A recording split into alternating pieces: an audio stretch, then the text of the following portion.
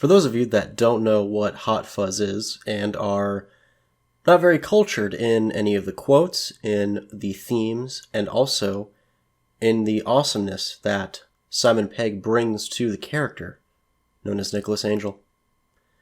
Hot Fuzz was released in 2007 by director Edgar Wright, following the hugely successful Shaun of the Dead. Now, we see in Hot Fuzz how a brilliant police officer is forced to turn down his serious, intense work ethic. We see how he is essentially kicked out of his highly praised police squadron in, I believe, London, and is forced to degrade himself, essentially, to the famous nothing goes wrong town of Sanford. Now, the first time I saw Hot Fuzz, it was the first film in the Three Flavors Cornetto trilogy that I had actually seen. And after watching it, I instantly fell in love with this film.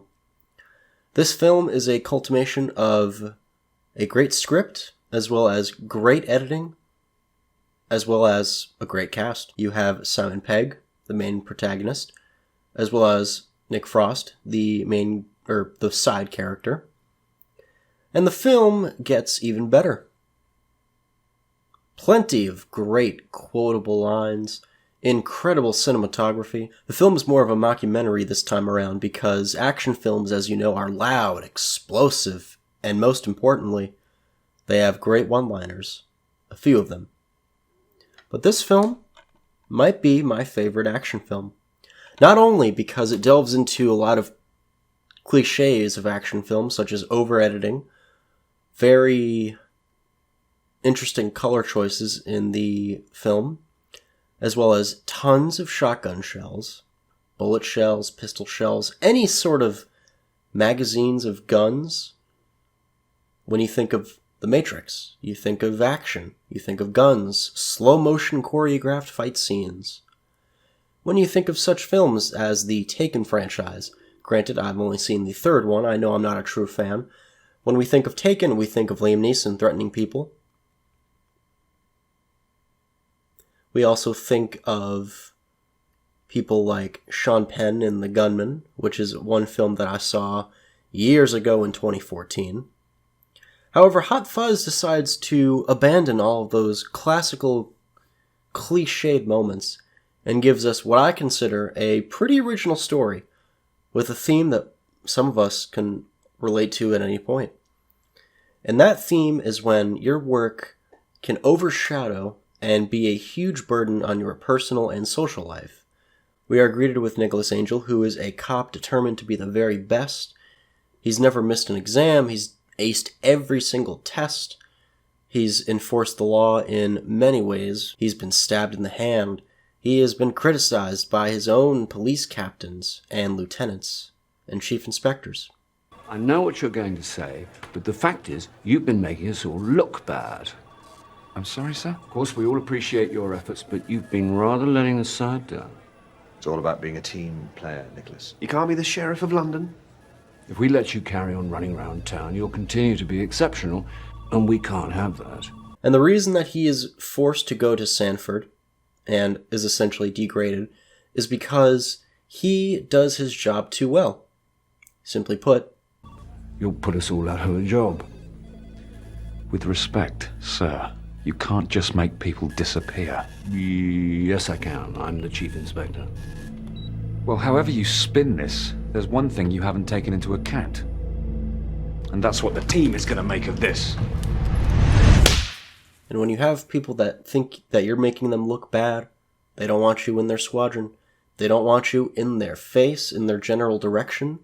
So, after we see Nicholas Angel has been degraded, he is in a tiny little suite, hotel, I don't remember which it is really. We see him make friends with Danny. I don't remember his last name. Danny is first shown in a bar. Edgar Wright has a very particular way of filming his scenes. We see certain set pieces reappear in many scenes, in glorious callbacks, in his editing choices, in his style. as well as we see different locations that don't get very boring. A lot of films decide to go to new places and delve into deeper sort of arcs for their characters, but Edgar Wright knows the right amount to show us and the right amount to not tell us. And when a film is great in the showing and not telling, that's when I feel the film is fantastic in its storytelling. Because every film that I think is okay has some sort of narration. It could have some sort of text in the beginning to give the viewer a sense of believability, if that makes sense. Such films like Dark Skies, for example, there is an Arthur C. Clarke quote that pops up. I like Dark Skies, it's not the best film. But going back to Hot Fuzz, I just want to personally say, if you aren't a fan of action films, this movie, you will definitely get hooked on an action film. And it's not just an action film, it is more or less maybe a character study, because we see a man so dedicated to his work and his craft that he pushes aside all of his family, all of his loved ones, and we see him lose his girlfriend, which is a common theme in Edgar Wright's films, which isn't bad. I like it because it shows a good deal of consequence, because obviously you don't make enough time for your loved ones, and that's not a good thing to have. It's a bad habit. Hot Fuzz it starts right here, and it escalates to right above here. And it's an amazing film. It's like, how do I put this? It's like a piece of candy, alright? Imagine you're eating a delicious Nerds Rope. You open the package, you throw the package away, or you can litter it, I don't care. You look at the Nerds Rope, you touch the nerds, you feel the jelly between your fingers. You take that first exquisite bite, and you realize it only gets better from here. You nibble on each individual nerd, you pluck them off, put them in a bowl, eat them all. And then it just doesn't stop. Because normally I would buy a ton of those Nerds Ropes. The point I'm trying to make is that Hot Fuzz is a ride that doesn't end until the credits start rolling. Now, Hot Fuzz may be my favorite film in the Three Flavors Cornetto trilogy. Like I said, there's tons of quotable lines. One of my favorite scenes involves the two main characters. Well, the main and side character. You just gotta learn to switch off that big old melon of yours. That's the whole problem, Danny. I don't think I know how. I can show you how.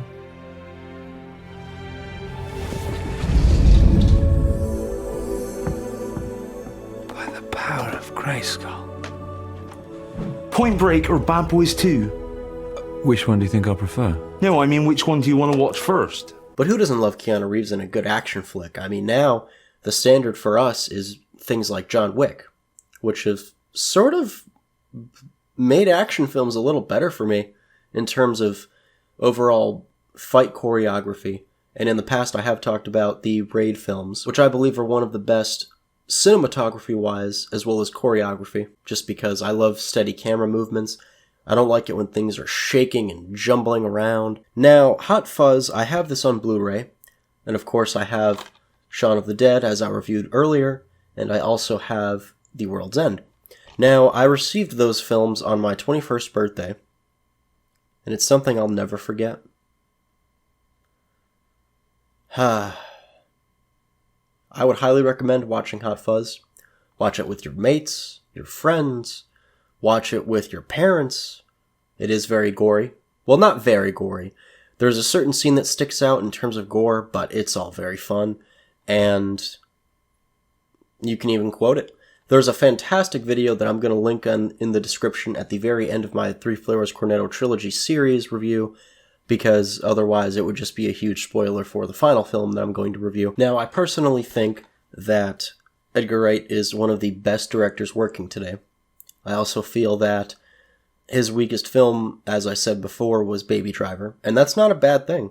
Personally, I think the film is weaker in terms of overall characters. I didn't really connect with the main character much.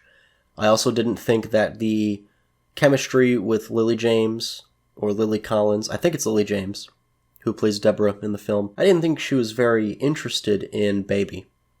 I personally didn't think the chemistry was all there. The characters fell a little flat for me, a little predictable, but Baby Driver isn't a bad film. But if you're looking for a great action film this holiday season, because Christmas is fastly approaching, I would highly recommend you watch this. What are you waiting for? Go watch it. Do it. I'll catch you guys in the next review.